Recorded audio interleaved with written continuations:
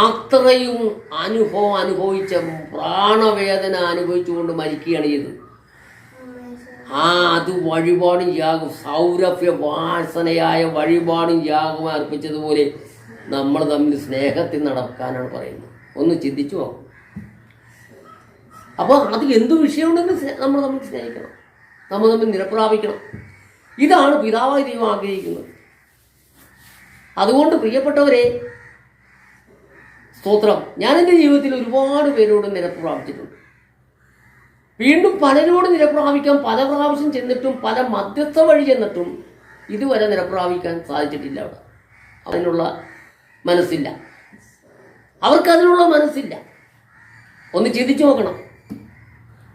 ഞാൻ എന്തു വില കൊടുത്തും സ്നേഹിക്കാൻ തയ്യാറായിട്ട്, ഞാൻ നേരെ ചെന്നിട്ട് എന്നെ വഴക്കിട്ട് ആക്ഷേപിച്ചു കളിയാക്കി വിട്ടിട്ടു ഞാൻ മധ്യസ്ഥർ വഴി അതിനൊന്നും വിഷയം നിരപ്രാപിക്കാൻ പോയിട്ട് പോലും അതിനുള്ളൊരവസരം എനിക്കില്ല.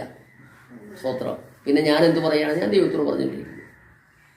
പ്രിയപ്പെട്ടവരെ, ഇന്ന് നടക്കുന്ന സംഭവങ്ങളാണ്. അതുകൊണ്ട് എനിക്ക് നിങ്ങളോട് പറയാനുള്ളത്, നമുക്ക് തന്നിരിക്കുന്ന പ്രമാണം നമ്മൾ അനുസരിക്കണം. പ്രമാണം അനുസരിക്കാതെ കണ്ട് നമ്മളിവിടെ കൈകൊട്ടി പാട്ടുപാടി, പിന്നെ തബല അടിച്ചതുകൊണ്ടോ ഡ്രം അടിച്ചത് കൊണ്ടോ ഗിറ്റാർ വായിച്ചത് കൊണ്ടോ AC എയർ കണ്ടീഷൻ പള്ളി പണിതത് കൊണ്ടോ, പ്രിയപ്പെട്ടവരെ, ദശാംശം 40% കൊടുത്തത് കൊണ്ടോ ഒന്നും ദൈവം ഇത് സ്വീകരിക്കുന്നില്ല. ദൈവത്തിന് സ്വീകാര്യമായത് നിങ്ങൾ തമ്മിൽ സ്നേഹിക്കണം.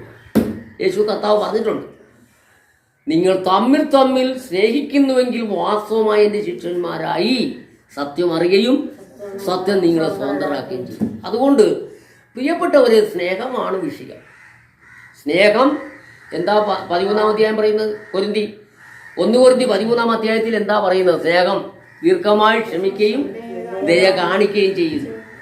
സ്നേഹം ചീർക്കുന്നില്ല, സ്നേഹം അയോഗ്യമായി നടക്കുന്നില്ല, സ്നേഹം സ്വാർത്ഥം അന്വേഷിക്കുന്നില്ല, മറ്റൊരുത്തൻ്റെ വീഴ്ചയിൽ സ്നേഹം സന്തോഷിക്കുന്നില്ല.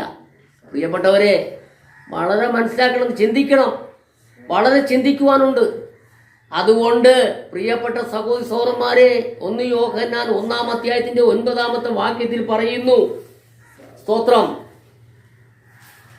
നമുക്ക് പാപമില്ല എന്ന് നാം പറയുന്നുവെങ്കിൽ നമ്മെ തന്നെ വഞ്ചിക്കുന്നു, സത്യം നമ്മിൽ ഇല്ലാതെയായി. നമ്മൾ മറ്റുള്ളവരോട് പാപം ചെയ്തേച്ചും ദൈവത്തെ ആരാധിക്കാൻ പോട്ടൊരു കാര്യമില്ല. യേശു കർത്താവ് പറഞ്ഞിട്ടുണ്ടോ, നിന്റെ സഹോദരൻ നിന്നോട് എന്തെങ്കിലും പ്രയാസമുണ്ടെങ്കിൽ, വിരോധമുണ്ടെങ്കിൽ